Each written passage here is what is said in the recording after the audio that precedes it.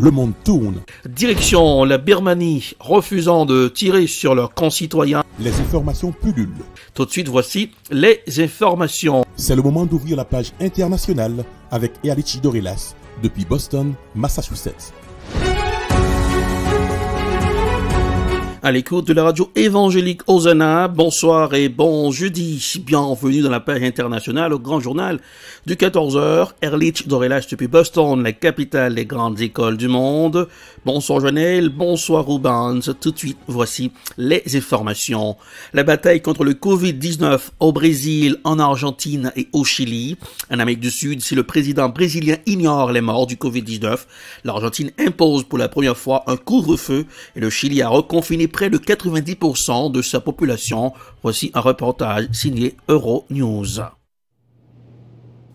Au Brésil, les cimetières fonctionnent 24 heures sur 24. Et pour cause, depuis la mi-mars, entre 2000 et 4000 Brésiliens meurent chaque jour du Covid-19. Mais le président Jair Bolsonaro a de nouveau écarté toute idée de confinement sanitaire à l'échelle nationale. Il en a même fait une promesse. Il continue d'affirmer que les dommages économiques que causerait un confinement seraient pires que les effets du virus et il n'aidera pas les autorités locales qui le veulent à imposer des restrictions sanitaires. Il n'y aura pas de confinement national. Certains osent dire que l'armée devrait aider certains gouverneurs dans leurs mesures restrictives. Notre armée brésilienne n'ira pas dans la rue pour garder les gens à l'intérieur de leur maison, a-t-il martelé. Les scientifiques ont détecté 92 variants du coronavirus dans le pays, dont le P1 ou variant brésilien qui serait beaucoup plus contagieux. Les vaccins sont encore efficaces, mais le variant frappe des groupes d'âge plus jeunes. La semaine dernière, nous avons enregistré plus d'1 300 000 nouveaux cas dans notre région et plus de 37 000 décès. En fait, plus de la moitié de tous les décès à l'échelle mondiale, signalés donc au cours de la dernière semaine, se sont produits dans les Amériques. En Argentine, le président Alberto Fernandez vient d'être testé positif au virus alors qu'il avait déjà été vacciné. Face à un nouveau record de contamination ces dernières 24 heures, plus de 22 000 cas positifs, il a annoncé pour la première fois depuis le début de la pandémie la mise en place d'un couvre-feu nocturne dès ce vendredi soir dans les centres urbains, en particulier à Buenos Aires et sa périphérie, où vivent un tiers des 45 millions d'Argentins. Nous sommes à un moment où l'effort que nous devons faire pour les 3 prochaines semaines est de protéger la population qui est la plus exposée au risque de complications et de décès, a expliqué la ministre de la Santé. Au Chili, les autorités viennent d'approuver en urgence un 4e vaccin, le chinois CanSino Biologics, car malgré le meilleur taux de vaccination d'Amérique latine, la population est à nouveau confinée depuis 10 jours. Les contaminations sont en effet reparties à la hausse. Il faut dire que le pays avait rouvert ses frontières et autorisé les gens à partir en vacances d'été. Aux États-Unis, les pêcheurs font franchir aux enfants le mur de Trump. L'administration Biden fait sans doute face à sa première crise. Des milliers de candidats à l'exil se bousculent à la frontière avec le Mexique. Des pêcheurs font franchir le mur à des enfants. L'un d'eux, originaire du Nicaragua, en pleurs éperdus, a demandé de l'aide. Voici un reportage signé France 24. Il est encore loin de la silhouette, mais déjà le garde-frontière sort son téléphone et filme la scène. Vous pouvez m'aider ? Qu'est-ce qu'il s'est passé ? J'étais avec un groupe de gens et ils m'ont laissé, je ne sais pas où ils sont. Tu ne sais pas où ils sont ? Et ils t'ont laissé tout seul ? C'est sûr, ils m'ont abandonné. Ces larmes, ce sont celles d'un garçon originaire du Nicaragua, âgé de 10 ans, perdu à la frontière avec le Mexique. Il aurait traversé le Rio Grande sans ses parents, mais accompagné. On ne connaît pas encore la suite de l'histoire. L'enfant aurait passé la nuit seul en plein désert. Autre scène sordide, celle de 2 fillettes lâchées par un passeur du haut du mur construit par Donald Trump. Arrivées d'Équateur, âgées de 3 et 5 ans, elles sont elles aussi recueillies par les autorités américaines, puis amenées dans des centres pour migrants comme celui-ci. Aux États-Unis, 19 000 mineurs sont entassés dans des abris. Souvent, ils dorment à même le sol et attendent de retrouver leur famille. Joe Biden a stoppé net la construction du mur, mais face à l'afflux massif des arrivées à la frontière, son administration est dépassée. Cela rappelle à quel point il est important et impératif que nous mettions en place des réformes du système d'immigration, que nous communiquions clairement sur le fait que ce voyage est dangereux. Nous nous concentrons sur les solutions. Il serait plus efficace d'avoir plus de lits. Nous nous attaquons à cela d'une manière humaine pour que ces enfants soient en sécurité autant que cela est possible. Depuis l'arrivée du démocrate à la Maison-Blanche, les mineurs non accompagnés ne sont plus renvoyés. Mais le président Biden devrait rapidement proposer un plan pour freiner les passages illégaux aux frontières. Les États-Unis reprennent leur aide aux Palestiniens. Les États-Unis ont annoncé mercredi la reprise de leur aide aux Palestiniens contre l'avis d'Israël et réaffirmé leur soutien à une solution à 2 États en recentrant leur position par rapport à celle adoptée par Donald Trump. Voici un reportage signé TV5 Monde. Nouvelle administration, nouvelle stratégie. En conférence de presse, les États-Unis ont annoncé reprendre l'aide destinée aux Palestiniens.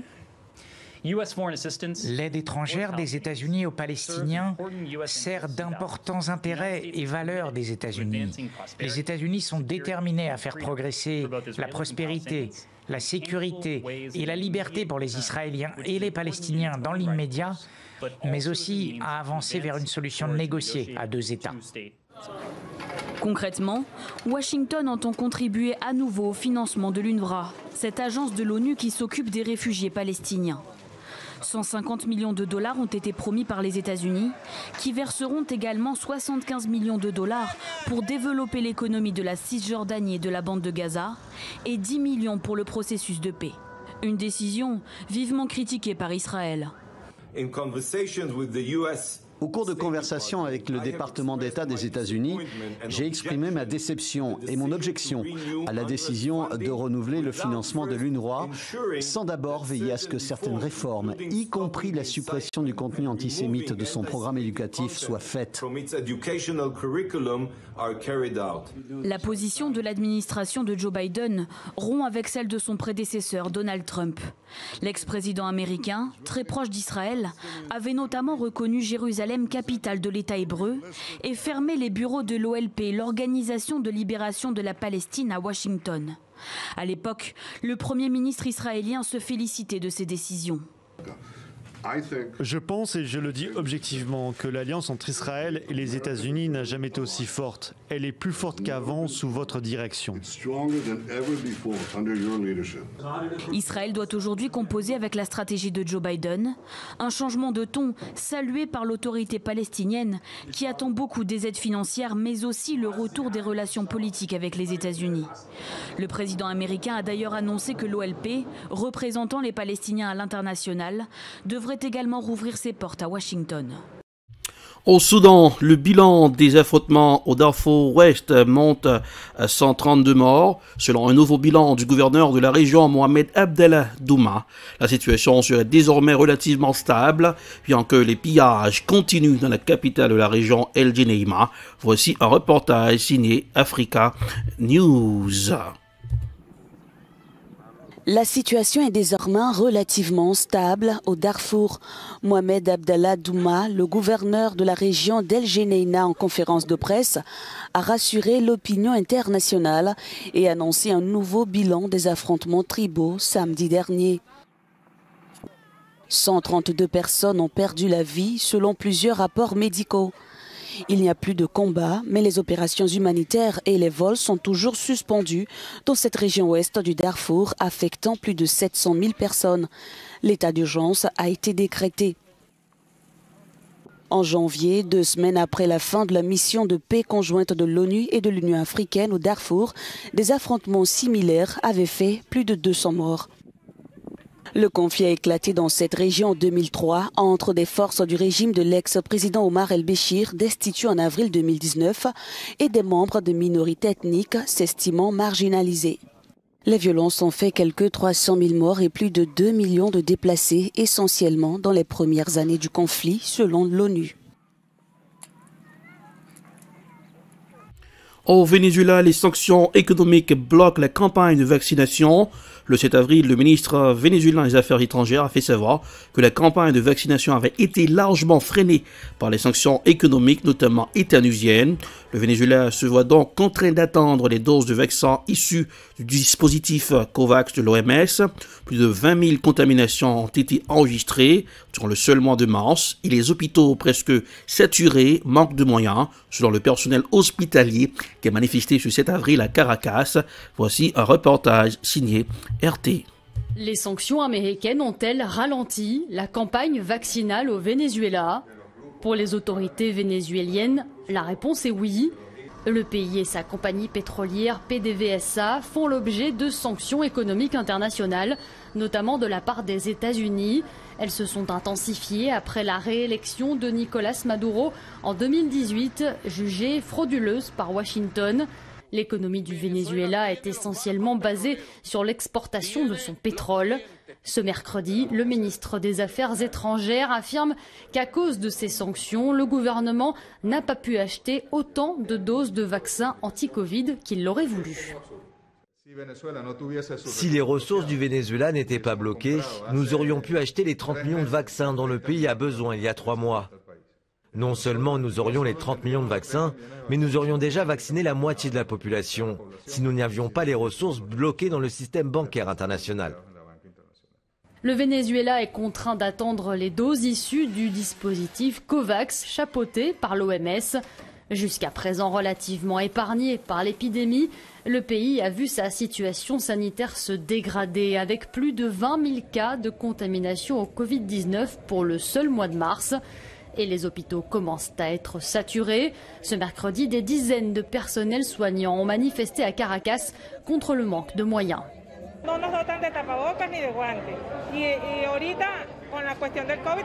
Ils ne fournissent pas de masques ou de gants et à cause du Covid-19, nous devons évidemment avoir des gants et des masques, n'est-ce pas? S'ils nous donnent 2 masques aujourd'hui, il n'y en aura peut-être pas demain. Normalement, si vous utilisez un masque, vous l'enlevez, vous devez le jeter et mettre le nouveau, non? Ici, vous devez le réutiliser. Et ce n'est pas l'idée, il n'y a pas de gants avec lesquels travailler. C'est moi qui achète mes propres gants. Mais l'hôpital ne me donne pas de gants.